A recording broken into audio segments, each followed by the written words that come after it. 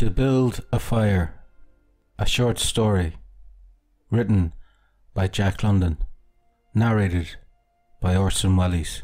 This story is in the public domain. Day had broken cold and grey, exceedingly cold and grey, when the man turned aside from the main Yukon trail and climbed the high earth bank, where a dim and little travelled trail led eastward through the fat spruce timberland. It was a steep bank, and he paused for breath at the top, excusing the act to himself by looking at his watch. It was 9 o'clock. There was no sun nor hint of sun.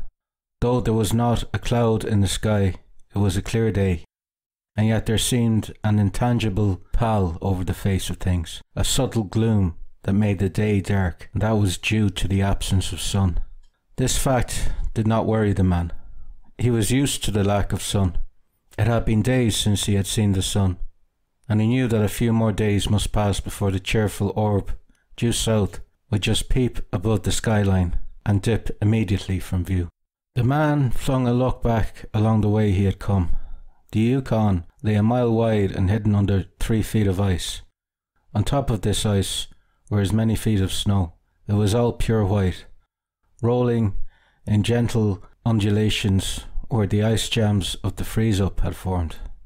North and south, as far as his eye could see, it was unbroken white, save for a dark hairline that curved and twisted from around the spruce-covered island to the south, and that curved and twisted away into the north, where it disappeared behind another spruce-covered island. This dark hairline was the trail, the main trail, that led south 500 miles to the Chikul Pass, Daya, and Saltwater, and that led north 70 miles to Dawson, and still on to the north 1,000 miles to Nulatu, and finally to St. Michael on Bering Sea, 1,000 miles and 500 more.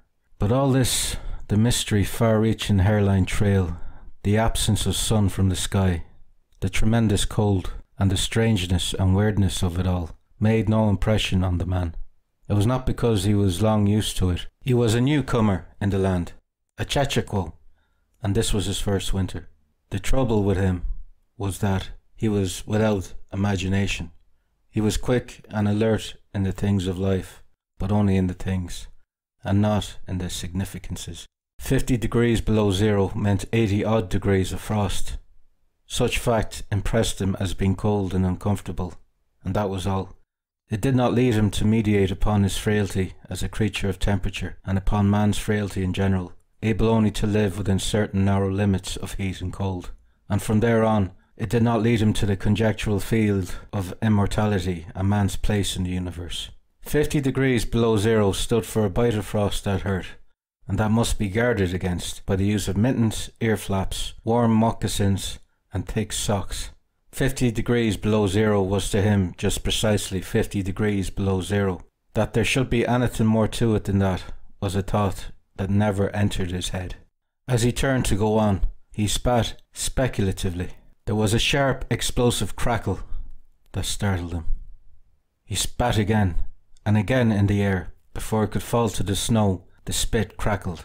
He knew that at 50 below spittle crackled on the snow, but this spittle had crackled in the air. Undoubtedly, it was colder than 50 below. How much colder he did not know, but the temperature did not matter. He was bound for the old claim on the left fork of Henderson Creek, where the boys were already. They had come over across the divide from the Indian Creek country, while he had come from the roundabout way to take a look at the possibilities of getting out logs in the spring from the islands in the Yukon. He would be into camp by 6 o'clock, a bit after dark, it was true, but the boys would be there, a fire would be going, and a hot supper would be ready. As for lunch, he pressed his hand against the protruding bundle under his jacket. It was also under his shirt, wrapped up in a handkerchief and lying against the naked skin. It was the only way to keep the biscuits from freezing. He smiled agreeably to himself as he thought of those biscuits, each cut open and sopped in bacon grease, and each enclosing a generous slice of fried bacon. He plunged in among the big spruce trees. The trail was faint. A foot of snow had fallen since the last sled had passed over, and he was glad he was without a sled, travelling light. In fact, he carried nothing but the lunch wrapped in the handkerchief. He was surprised, however, at the cold. It certainly was cold, he concluded, as he rubbed his numbed nose and cheekbones with his mittened hand. He was a warm whiskered man, but the hair on his face did not protect the high cheekbones and the eager nose that thrust itself aggressively into the frosty air. At the man's heels trotted a dog, a big native husky, the proper wolf dog, grey-coated and without any visible or temperamental difference from its brother, the wild wolf. The animal was pressed by the tremendous cold. It knew that it was no time for travelling. Its instinct told it a truer tale than was told to the man by the man's judgment. In reality, it was not merely colder than 50 below zero, it was colder than 60 below, then 70 below. It was 75 below zero. Such the freezing point is 32 above zero. It meant that 107 degrees of frost obtained. The dog did not know anything about thermometers. Possibly in its brain there was no sharp consciousness of a condition of very cold, such as was in the man's brain. But the brute had its instinct. It experienced a vague but menacing apprehension that subdued it and made it slink along at the man's heels. And that made it question eagerly every unwanted movement of the man, as if expecting him to go into camp or to seek shelter somewhere and build a fire. The dog had learned fire, and it wanted fire, or else to burrow under the snow and cuddle the swarm away from the air. The frozen moisture of its breathing had settled on its fur in a fine powder of frost, and especially where its jowls, muzzle and eyelashes whitened by its crystal breath. The man's red beard and moustache were likewise frosted, but more solidly, the deposit taking the form of ice and increasing with every warm, moist breath he exhaled. Also, the man was chewing tobacco, and the muzzle of ice held his lips so rigidly that he was unable to clear his chin when he expelled the juice. The result was that a crystal beard of the colour and solidity of amber was increasing its length on its chin. If he fell down, it would shatter itself, like glass, into brittle fragments. But he did not mind the appendage. It was the penalty all tobacco chewers paid in that country, and he had been out before in 2 cold snaps.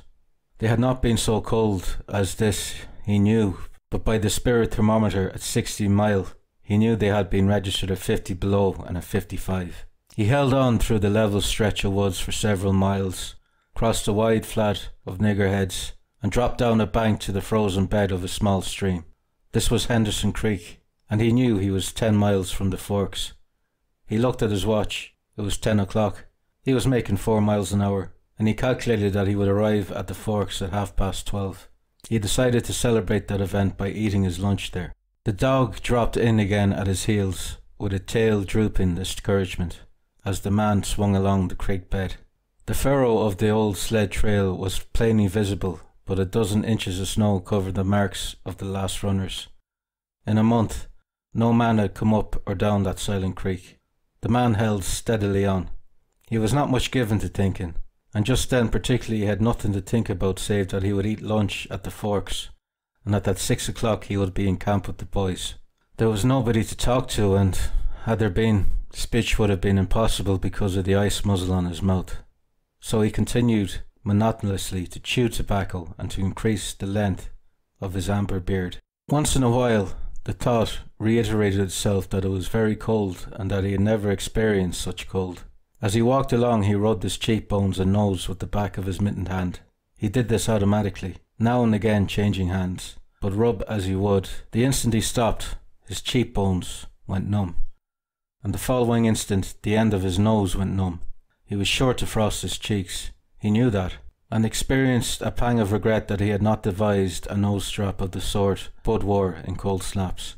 Such a strap passed across the cheeks as well, and saved them. But it didn't matter much after all. What were frosted cheeks? A bit painful, that was all. They were never serious. Empty as the man's mind was of thoughts, he was keenly observant, and he noticed the changes in the creek, the curves and bends and timber jams, and always he sharply noted where he placed his feet. Once, coming around a bend, he shied abruptly, like a startled horse, curved away from the place where he had been walking, and retreated several paces back along the trail. The creek he knew was frozen clear to the bottom. No creek could contain water in that Arctic winter, but he knew also that there were springs that bubbled out from the hillsides and ran along under the snow and on top the ice of the creek. He knew that the coldest snaps never froze these springs, and he knew likewise their danger. There were traps. They hid pools of water under the snow that might be 3 inches deep or 3 feet. Sometimes a skin of ice, half an inch thick, covered them, and in turn was covered by the snow. Sometimes there were altered layers of water and ice skin, so that when one broke through, he kept on breaking through for a while, sometimes wetting himself to the waist. That was why he had shied in such panic. He had felt the give under his feet and heard the crackles of a snow-hidden ice skin, and to get his feet wet in such a temperature meant trouble and danger. At the very least, it meant delay, for he would be forced to stop and build a fire, and under its protection to bare his feet while he dried his socks and moccasins. He stood and studied the creek bed and its banks, and decided that the flow of water came from the right. He reflected a while, rubbing his nose and cheeks, then skirted to the left, stepping gingerly and testing the footing for each step. Once clear of the danger, he took a fresh chew of tobacco and swung along at his 4-mile gait. In the course of the next 2 hours, he came upon several similar traps. Usually the snow above the hidden pools had a sunken candle appearance that advertised the danger. Once again, however, he had a close call, and once, suspecting danger, he compelled the dog to go on in front. The dog did not want to go. It hung back until the man shoved it forward, and then it went quickly across the white and broken surface. Suddenly it broke through, floundered to one side, and got away to firmer footing. It had wet its forefeet and legs, and almost immediately the water that clung to it turned to ice. It made quick efforts to lick the ice off its legs, then dropped down in the snow and began to bite out the ice that had formed between the toes. This was a matter of instinct. To permit the ice to remain would mean sore feet. It did not know this. It merely obeyed the mysterious prompting that arose from the deep crypts of its being. But the man knew, having achieved a judgment on the subject, and he removed the mitten from his right hand and helped tear out the ice particles. He did not expose his fingers more than a minute, and was astonished at the swift numbness that smote them. It certainly was cold. He pulled on the mitten hastily and bent the hand savagely across his chest. At 12 o'clock, the day was at its brightest, yet the sun was too far south on its winter journey to clear the horizon. The bulge of the earth intervened between it and Henderson Creek, where the man walked under a clear sky at noon and cast no shadow. At 12:30 to the minute, he arrived at the forks of the creek. He was pleased at the speed he had made. If he kept it up, he would certainly be with the boys by 6. He unbuttoned his jacket and shirt and drew forth his lunch. The action consumed no more than a quarter of a minute, yet in that brief moment the numbness laid hold of the exposed fingers. He did not put the mitten on, but instead struck the fingers a dozen sharp smashes against his leg. Then he sat down on a snow-covered log to eat. The sting that followed upon the striking of his fingers against his leg ceased so quickly that he was startled. He had no chance to take a bite of biscuit. He struck the fingers repeatedly and returned them to the mitten, baring the other hand for the purpose of eating. He tried to take a mouthful, but the ice muzzle prevented. He had forgotten to build a fire and thaw out. He chuckled at his foolishness, and as he chuckled he noted the numbness creeping into the exposed fingers. Also, he noted that the stinging which had first come to his toes when he sat down was already passing away.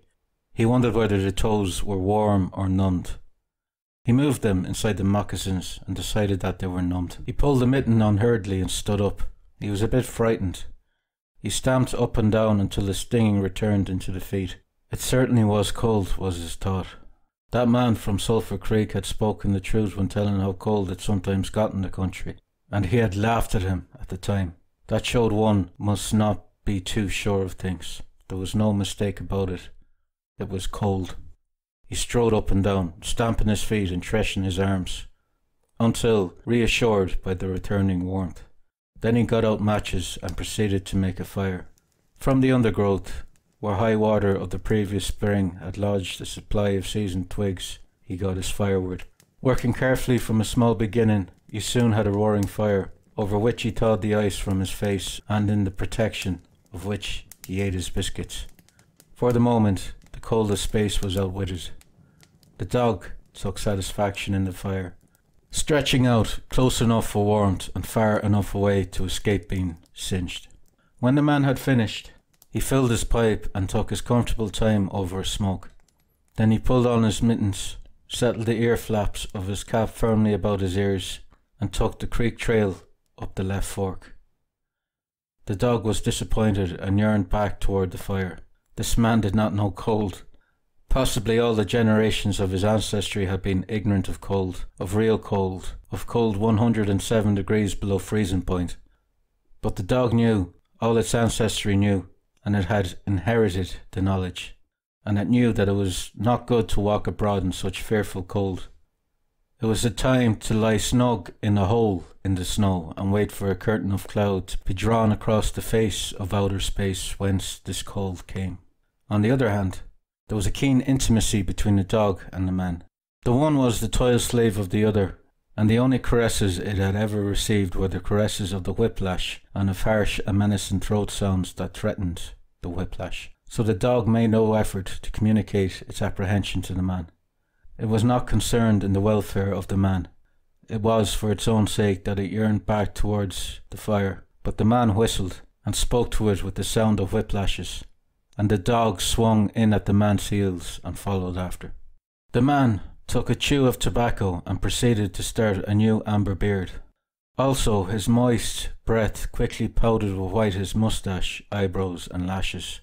There did not seem to be so many springs on the left fork of the Henderson, and for half an hour the man saw no signs of any, and then it happened, at a place where there were no signs, where the soft, unbroken snow seemed to advertise solidity beneath. The man broke through. It was not deep. He wetted himself halfway to the knees before he floundered out to the firm crust. He was angry, and cursed his luck aloud. He had hoped to get into camp with the boys at 6 o'clock, and this would delay him an hour, for he would have to build a fire and dry out his footgear. This was imperative at that low temperature. He knew that much, and he turned aside to the bank, which he climbed. On top, tangled in the underbush above the trunks of several small spruce trees, was a high-water deposit of dry firewood, sticks and twigs principally, but also large portions of seasoned branches and fine dry last year's grasses. He threw down several large pieces on top of the snow. This served for a foundation and prevented the young flame from drowning itself in the snow it otherwise would melt. The flame he got by touching a match to a small shred of birch bark that he took from his pocket. This burned even more readily than paper. Placing it on the foundation, he fed the young flame with wisps of dry grass and with the tiniest dry twigs. He worked slowly and carefully, keenly aware of his danger. Gradually, as the flame grew stronger, he increased the size of the twigs with which he fed it. He squatted in the snow, pulling the twigs out from their entanglement in the bush and feeding directly to the flame. He knew there must be no failure. When it is 75 below zero, a man must not fail in his attempts to build a fire. That is, if his feet are wet. If his feet are dry and he fails, he can run along the trail for half a mile and restore his circulation. But the circulation of wet and freezing feet cannot be restored by running when it is 75 below. No matter how fast he runs, the wet feet will freeze the harder. All this the man knew. The old-timer at Sulphur Creek had told him about it the previous fall, and now he was appreciating the advice. Already all sensation had gone out of his feet. To build a fire, he had been forced to remove his mittens, and the fingers had quickly gone numb. His pace of 4 miles an hour had kept his heart pumping blood to the surface of his body and to all the extremities. But the instant he stopped, the action of the pump eased down. The cold of space smote the unprotected tip of the planet, and he, being on that unprotected tip, received the full force of the blow. The blood of his body recoiled before it. The blood was alive like the dog, and like the dog it wanted to hide away and cover itself up from the fearful cold. So long as he walked 4 miles an hour, he pumped that blood, willy-nilly, to the surface. But now it ebbed away and sank down into the recesses of his body. The extremities were the first to feel its absence. His wet feet froze the faster, and his exposed fingers numbed the faster, though they had not yet begun to freeze. Nose and cheeks were already freezing. While the skin of all his body chilled, as it lost its blood. But he was safe. Toes and nose and cheeks would only be touched by the frost, for the fire was beginning to burn with strength. He was feeding it with twigs the size of his finger. In another minute he would be able to feed it with branches the size of his wrist, and then he could remove his wet footgear, and while it dried, he could keep his naked feet warm by the fire, rubbing them at first, of course, with snow. The fire was a success. He was safe. He remembered the advice of the old-timer on Sulphur Creek and smiled. The old-timer had been very serious in laying down the law that no man must travel alone in the Klondike after 50 below. Well, here he was. He had had the accident, he was alone, and he had saved himself. Those old-timers were rather womanish, some of them, he thought. All a man had to do was to keep his head, and he was all right. Any man who was a man could travel alone. But it was surprising, the rapidity in which his cheeks and nose were freezing, and he had not thought his fingers could go lifeless in so short a time. Lifeless they were, for he could scarcely make them move together to grip a twig, and they seemed remote from his body and from him. When he touched the twig, he had to look and see whether or not he had hold of it. The wires were pretty well down between him and his finger ends, all of which counted for little. There was the fire, snapping and crackling and promising life with every dancing flame. He started to untie his moccasins. They were coated with ice. The thick German socks were like sheets of iron halfway to his knees, and the moccasin strings were like rods of steel all twisted and knotted as by some conflagration. For a moment he tugged with his numb fingers. Then, realizing the folly of it, he drew his sheath knife. But before he could cut the strings, it happened. It was his own fault, or rather, his mistake. He should not have built the fire under the spruce tree. He should have built it in the open. But it had been easier to pull the twigs from the brush and drop them directly on the fire. Now the tree, under which he had done this, carried a weight of snow on its boughs. No wind had blown for weeks, and each bough was fully freighted. Every time he had pulled a twig, he had communicated a slight agitation to the tree, an imperceptible agitation so far as he was concerned, but an agitation sufficient to bring about the disaster. High up in the tree, one bough capsized its load of snow. This fell on the boughs beneath, capsizing them. This process continued, spreading out and involving the whole tree. It grew like an avalanche, and it descended without warning upon the man and the fire was blotted out. Where it had burned was a mantle of fresh and assorted snow. The man was shocked. It was as though he had just heard his own sentence of death. For a moment he sat and stared at the spot where the fire had been. Then he grew very calm. Perhaps the old-timer on Sulphur Creek was right. If he had only had a trail mate, he would have been in no danger now. The trail mate could have built the fire. Well, it was up to him to build the fire over again. And this second time there must be no failure. Even if he succeeded, he would most likely lose some toes. His feet must be badly frozen by now, and there would be some time before the second fire was ready. Such were his thoughts, but he did not sit and think them. He was busy all the time they were passing through his mind. He made a new foundation for a fire, this time in the open, where no treacherous tree could blot it out. Next, he gathered dry grasses and tiny twigs from the high water flotsam. He could not bring his fingers together to pull them out, but he was able to gather them by the handful. In this way he got many rotten twigs and bits of grey moss that were undesirable, but it was the best he could do. He worked methodically, even collecting an armful of the large branches to be used later when the fire gathered strength. And all the while the dog sat and watched him, a certain yearning wistfulness in his eyes, for it looked upon him as the fire provider, and the fire was slow in coming. When all was ready, the man reached in his pocket for a second piece of birch bark. He knew the bark was there, and though he could not feel it with his fingers, he could hear its crisp rustling as he fumbled for it. Try as he would, he could not clutch hold of it. and all the time in his consciousness was the knowing that each instant his feet were freezing. This thought tended to put him in a panic, but he fought against it and kept calm. He pulled on his mittens with his teeth and threshed his arms back and forward, beating his hands with all his might against his sides. He did this sitting down, and he stood up to do it, and all the while the dog sat in the snow, its wolf brush of a tail curled around warmly over its forefeet. Its sharp wolf ears pricked forward intently as it watched the man. And the man, as he bet and threshed with his arms and hands, felt a great surge of envy as he regarded the creature that was warm and secure in its natural covering. After a time he was aware of the first far-away signals of sensation in his beaten fingers. The faint tingling grew stronger till it evolved into a stinging ache that was excruciating, but which the man hailed with satisfaction. He stripped the mitten from his right hand and fetched forth the birch bark. The exposed fingers were quickly going numb again. Next he brought out his bunch of sulphur matches, but the tremendous cold had already driven the life out of his fingers. In his effort to separate one match from the others, the whole bunch fell in the snow. He tried to pick it out of the snow, but failed.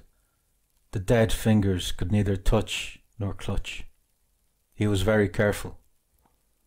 He drove the thought of his freezing feet and nose and cheeks out of his mind, devoting his whole soul to the matches.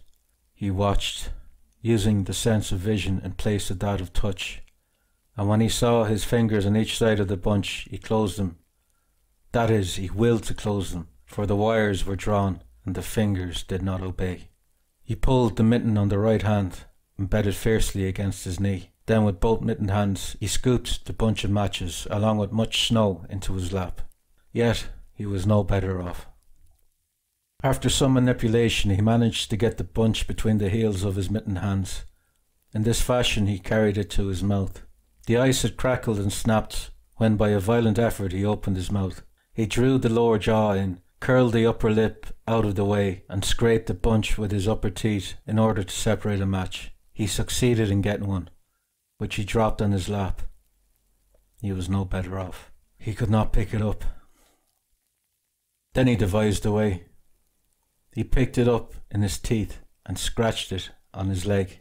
20 times he scratched before he succeeded in lighting it. As it flamed, he held it with his teeth to the birch bark, but the burning brimstone went up his nostrils and into his lungs, causing him to cough spasmodically. The match fell into the snow and went out. The old-timer on Sulphur Creek was right. He thought in the moment of controlled despair that ensued. After 50 below, a man should travel with a partner. He bet his hands, but failed in exciting any sensation. Suddenly he bared both hands, removing the mittens with his teeth. He caught the whole bunch between the heels of his hands. His arm muscles not being frozen enabled him to press the hand heels tightly against the matches. Then he scratched the bunch along his leg. It flared into flame. 70 sulphur matches at once. There was no wind to blow them out. He kept his head to one side to escape the strangling fumes, and held the blazing bunch to the birch bark. As he so held it, he became aware of sensation in his hand. His flesh was burning. He could smell it. Deep down below the surface he could feel it. The sensation developed into pain that grew acute. And still he endured it, holding the flame of the matches clumsily to the bark that would not light readily because his own burning hands were in the way, absorbing most of the flame. At last, when he could endure no more, he jerked his hands apart. The blazing matches fell sizzling into the snow, but the birch bark was alight. He began laying dry grasses and the tiniest twigs on the flame. He could not pick and choose, for he had to lift the fuel between the heels of his hands. Small pieces of rotten wood and green moss clung to the twigs, and he bit them off as well as he could with his teeth. He cherished the flame carefully and awkwardly. It meant life, and it must not perish. The withdrawal of blood from the surface of his body now made him begin to shiver, and he grew more awkward.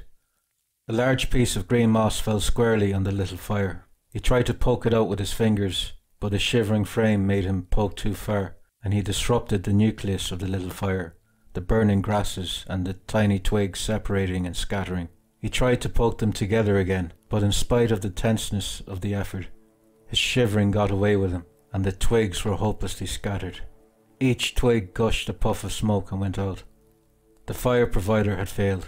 As he looked apathetically about him, his eyes chanced on the dog, sitting across the ruins of the fire from him in the snow, making restless hunching movements, slightly lifting one forefoot and then the other, shifting its weight back and forth in them with wistful eagerness. The sight of the dog put a wild idea into his head. He remembered the tale of the man, caught in a blizzard, who killed a steer and crawled inside the carcass, and so was saved. He would kill the dog and bury his hands in the warm body until the numbness went out of them. Then he could build another fire. He spoke to the dog, calling it to him, but in his voice was a strange note of fear that frightened the animal, who had never known the man to speak in such a way before. Something was the matter, and its suspicious nature sensed danger. It knew not what danger, but somewhere, somehow, in its brain arose an apprehension of the man.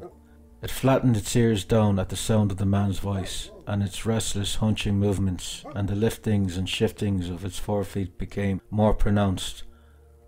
But it would not come to the man. He got on his hands and knees and crawled toward the dog. This unusual posture again excited suspicion, and the animal sidled mincingly away. The man sat up in the snow for a moment and struggled for calmness. Then he pulled on his mittens by means of his teeth and got upon his feet.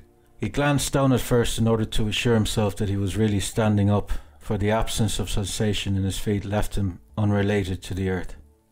His erect position in itself started to drive the webs of suspicion from the dog's mind, and when he spoke peremptorily, with the sound of whiplashes in his voice, the dog rendered his customary allegiance and came to him. As it came within reaching distance, the man lost his control. His arms flashed out to the dog, and he experienced genuine surprise when he discovers that his hands could not clutch, that there was neither bend nor feeling in the lingers. He had forgotten for the moment that they were frozen and that they were freezing more and more. All this happened quickly, and before the animal could get away, he encircled its body with his arms. He sat down in the snow and in this fashion held the dog, while it snarled and whined and struggled. But it was all he could do, hold its body encircled in his arms and sit there. He realized that he could not kill the dog. There was no way to do it. With his helpless hands he could neither draw nor hold his sheath knife nor throttle the animal. He released it, and it plunged wildly away, with tail between its legs, and still snarling. It halted 40 feet away and surveyed him curiously, with ears sharp pricked forward.